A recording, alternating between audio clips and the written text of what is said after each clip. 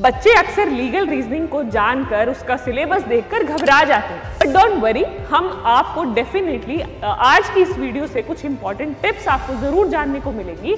आज से भी अगर आप देखो तो आपके पास करीब 11 महीने हैं, बट कुछ बच्चे कहेंगे कि मैम हम स्कूल भी जाते हैं, हम तैयारी कैसे करेंगे। इसके लिए मैं ऑलरेडी एक वीडियो बना चुकी हूँ, आप कैसे मैनेज कर सकते हैं। पेपर का पैटर्न क्या है, क्या डायरेक्टली वन लाइनर क्वेश्चन पूछे जाते हैं या हमें पैसेज पढ़ना होता है। Hello my lovely students, a very warm welcome to today's session, जहां आज हम डिस्कस करने वाले हैं आपकी क्लैट 2026 की जर्नी में कि कैसे आपको लीगल रीजनिंग की तैयारी करनी चाहिए। देखो, आपका क्लैट 2026 का ब्रॉडली अगर मैं सिलेबस बताऊं तो 5 हिस्सों में वो बटा है, जिसमें आप लीगल रीजनिंग कवर करते हैं, आप करंट अफेयर्स कवर करते हैं, आप लॉजिकल रीजनिंग कवर करते हैं, क्वांटिटेटिव एप्टीट्यूड करते हैं और इंग्लिश कवर करते हैं। तो लीगल रीजनिंग और करंट अफेयर्स की वेटेज जनरली हायर एंड पर रहती है। 32 से 36 क्वेश्चन जनरली आपकी लीगल रीजनिंग और करंट अफेयर्स से पूछे जाते हैं। अब बच्चे अक्सर लीगल रीजनिंग को जानकर उसका सिलेबस देखकर घबरा जाते हैं, और जो प्रीवियस ईयर का ट्रेंड रहा है उसको देखकर बच्चों को टेंशन हो जाती है, उनके पसीने छूट जाते हैं कि हम लीगल रीजनिंग को कैसे कवर करेंगे। बट डोंट वरी, हम आपको डेफिनेटली आज की इस वीडियो से कुछ इंपॉर्टेंट टिप्स आपको जरूर जानने को मिलेंगी, जिससे आप आपकी लीगल रीजनिंग की तैयारी बहुत इजीली कर पाएंगे। आज से भी अगर आप देखो तो आपके पास करीब 11 महीने हैं, जहां पर आपके पास 11 महीने हैं आपका क्लैट 2026 में अपेयर होने के लिए, जो कि आपका प्रोबेबली दिसंबर में इस साल जैसे 7 दिसंबर को कंडक्ट हुआ था, 1 दिसंबर को कंडक्ट हुआ था, तो प्रोबेबली 1 to 7 दिसंबर के बीच में आपका जो इस साल का जो क्लैट का एग्जाम है वो हो जाएगा। तो 11 महीने तो बहुत समय होता है। बट कुछ बच्चे कहेंगे कि मैम हम स्कूल भी जाते हैं, हम तैयारी कैसे करेंगे। इसके लिए मैं ऑलरेडी एक वीडियो बना चुकी हूँ, आप कैसे मैनेज कर सकते हैं कि जो आपके ओवरलैपिंग सब्जेक्ट्स हैं, अगर आपने कोई जैसे आप मैथ्स पढ़ रहे हैं तो क्वांटिटेटिव पढ़ते हुए आप मैथ्स पढ़ते हुए दोनों को साथ में स्टडी कर सकते हैं, जिससे आपका क्वांट्स भी अच्छे से कवर हो जाएगा। Now coming back to legal reasoning को कैसे कवर करना है। देखो बेटा, किसी भी पेपर की तैयारी करने से पहले आप सबसे पहली चीज आपको क्या करनी चाहिए, व्हाट मेक्स सेंस, पहले देखोगे ना उसका सिलेबस क्या है, या प्रीवियस ईयर पेपर पैटर्न आपको डेफिनेटली देखना चाहिए। तो सबसे पहली चीज लीगल रीजनिंग के प्रीवियस ईयर क्वेश्चन पेपर देखो क्लैट के, कि किस तरह के पैसेजेस आपसे पूछे गए। पेपर का पैटर्न क्या है, क्या डायरेक्टली वन लाइनर क्वेश्चन पूछे जाते हैं या हमें पैसेज पढ़ना होता है। तो पहली चीज तो आपको लीगल रीजनिंग के लिए बेटा पैसेज दिया जाता है, जिससे आपसे कुछ एमसीक्यू पूछे जाते हैं, यानी कि एक पैसेज में कम से कम 5 से 6 क्वेश्चंस होते हैं। उस पैसेज को पढ़कर उसको अप्लाई करके आपको कुछ क्वेश्चंस के आंसर करने होते हैं। ये हो गया आपका पेपर का फॉर्मेट या पैटर्न। फिर आपको देखना है कि किस किस तरह के पैसेजेस पूछे गए हैं। अब इसमें 2 बाइफरकेशन हम देख सकते हैं। एक तो है कुछ आपके स्टैटिक लॉज, जैसे कॉन्स्टिट्यूशन लॉ हो गया, आईपीसी हो गया, कॉन्ट्रैक्ट लॉ हो गया, लॉ ऑफ टॉर्ट्स हो गया, ठीक है, आपका आईपीआरस का कॉन्सेप्ट हो गया। ये कुछ 5-6 टॉपिक्स हैं जो स्टैटिक हैं, जिनसे लगभग हर साल 1 या 2 पैसेज पूछे जाते हैं। दूसरा है मिसलेनियस लॉज, जो बच्चों को बहुत चैलेंजिंग लगता है, जिसमें उनको लगता है कि मिसलेनियस लॉज तो एक बड़ा पहाड़ है, उसको हम कैसे चढ़ेंगे, उस पहाड़ पर चढ़कर फतेह कैसे हासिल करेंगे।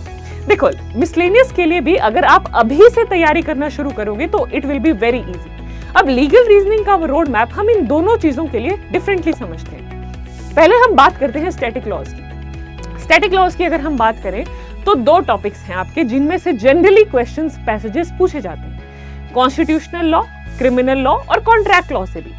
इन तीनों से जनरली अगर आप इस साल का पेपर भी देखो या प्रीवियस ईयर पेपर भी देखो, 3 पैसेज तो लगा लो। अगर आपने ये 3 टॉपिक्स अच्छे से कर लिए तो आपके 3 पैसेजेस तो अच्छे से प्रिपेयर हो गए। कॉन्स्टिट्यूशनल लॉ में भी अगर मैं बात करूं तो आपके कुछ टॉपिक्स हैं उसमें भी आगे जैसे जैसे आप पढ़ाई करोगे आपको खुद भी समझ में आएगा, आपका टीचर भी आपको गाइड करेगा कि कॉन्स्टिट्यूशन में ये इंपॉर्टेंट टॉपिक्स हैं, जैसे फंडामेंटल राइट्स है, आपका रिट्स का कॉन्सेप्ट है, आपके राइट्स पे कौन कौन सी रिस्ट्रिक्शंस लगाई जा सकती हैं। इसके अलावा इमरजेंसी की प्रोविजंस हो गई, या कॉन्स्टिट्यूशन लॉ से रिलेटेड कुछ इंपॉर्टेंट डेवलपमेंट हुई है। जैसे कि अगर हम प्रीवियस ईयर की बात करें, पिछले साल क्या हुआ था, कॉन्स्टिट्यूशन में अमेंडमेंट हुई थी, जिससे विमेन को 33% रिजर्वेशन दिया गया था। तो इस तरीके से जो आपके इंपॉर्टेंट टॉपिक्स हैं, इंपॉर्टेंट सब्जेक्ट्स हैं, उनसे रिलेटेड कोई भी नया कानून बना है वो डेफिनेटली आपसे पेपर में पूछा जा सकता है। कॉन्स्टिट्यूशन के इंपॉर्टेंट टॉपिक्स, क्रिमिनल लॉ के एसेंशियल्स, डिफरेंट क्राइम्स, उनको भी आपसे पैसेज में पूछा जा सकता है। अब ये क्वेश्चंस पूछे किस तरह से जाते हैं? क्या डायरेक्ट क्वेश्चंस पूछे जाते हैं? पैसेज में जो इन्फॉर्मेशन दे रखी है डायरेक्ट आपसे पूछ लेंगे, आप आंसर कर पाओगे? नहीं, इतना इजी तो नहीं होता है। इतना इजी होता तो सबके फुल मार्क्स आ जाते हैं। इसमें सबसे ज्यादा जरूरी है कि जो भी टॉपिक आप साथ साथ कवर करते हैं, आप कॉन्स्टिट्यूशन लॉ भी पढ़ रहे हैं, कॉन्स्टिट्यूशन लॉ पढ़ते पढ़ते जो भी टॉपिक आप कवर करते हैं, सपोज आज आपने फंडामेंटल राइट्स का टॉपिक कवर किया, उससे रिलेटेड जितने भी क्वेश्चंस आप प्रैक्टिस कर सकते हो करो। क्योंकि आप अगर यूं सोचते हो आज मैं टॉपिक कर लेता हूं, 1 महीने बाद क्वेश्चंस प्रैक्टिस कर लूंगा, नहीं, ऐसा नहीं होता। तब तक तो आपकी जो स्लेट है वो क्लीन हो चुकी होगी, याद ही नहीं रहेगा कुछ, क्योंकि इतनी खिचड़ी पक जाएगी। आप क्वांटिटेटिव भी पढ़ रहे होगे, आप ये भी पढ़ रहे होगे, आप वो भी पढ़ रहे होगे। अभी आपके पास टाइम है, द सूनर द बेटर। जो पहले शुरू करेगा, जो अच्छे से तैयारी अभी से करना शुरू कर देगा, टॉपिक पढ़ते पढ़ते साथ में क्वेश्चंस प्रैक्टिस करेगा, that student will definitely have an edge. Why he or she will have an edge? आप अभी से तैयारी करोगे, आपको पता चलेगा किस तरह के क्वेश्चंस पूछे जाते हैं। आप different variety of questions practice कर पाओगे, क्योंकि अभी इतना स्ट्रेस भी नहीं है, एग्जाम अभी दूर है, तो अभी से आप multiple types of questions practice करना शुरू कीजिए। उसके अलावा कई बच्चों का बाद में एंड में जाके ये शिकायत होता है, मैम बहुत ज्यादा बैकलॉग हो गया, अब हम कैसे कवर करें?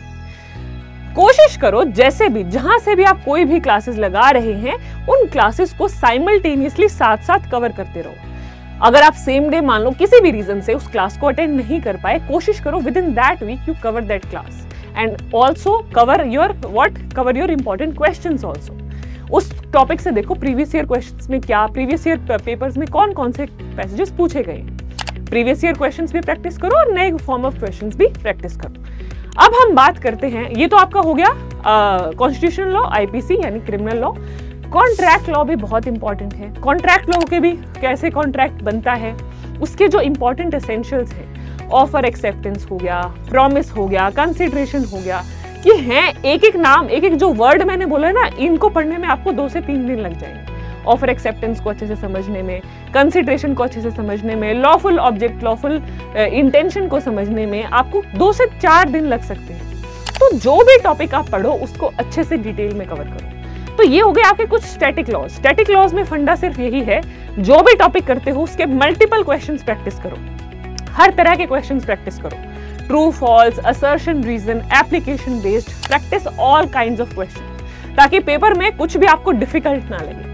अब हम बात करते हैं मिसलेनियस लॉज की। मिसलेनियस लॉज क्या होते हैं बेटा? आज से अगर आप लीगल रीजनिंग की तैयारी शुरू करते हो तो जनवरी से लेकर दिसंबर तक जितने भी इंपॉर्टेंट लीगल अपडेट्स हैं, लीगल डेवलपमेंट्स हुई हैं, उनसे रिलेटेड कोई भी क्वेश्चंस पूछा जा सकता है। अब ये लीगल अपडेट्स, लीगल जो आपकी डेवलपमेंट्स हैं, वो किस फॉर्म में हो सकती हैं, आप कैसे उनको कवर कर सकते हैं?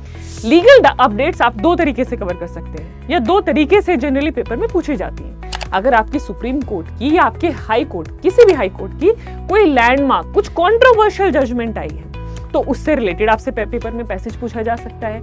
तो इसके लिए जरूरी है आप टाइम टू टाइम मैनर में लाइव लॉ फॉलो करते हैं, बार एंड बेंच आप फॉलो कीजिए।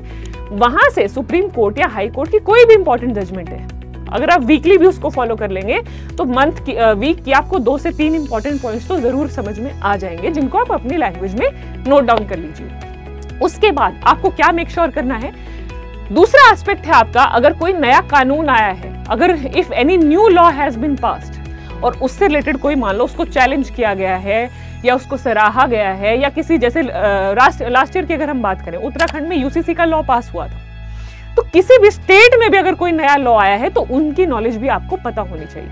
अब नेशनल पर्सपेक्टिव ही नहीं, इंटरनेशनल पर्सपेक्टिव से भी आपको ये लीगल अपडेट्स कवर करनी है।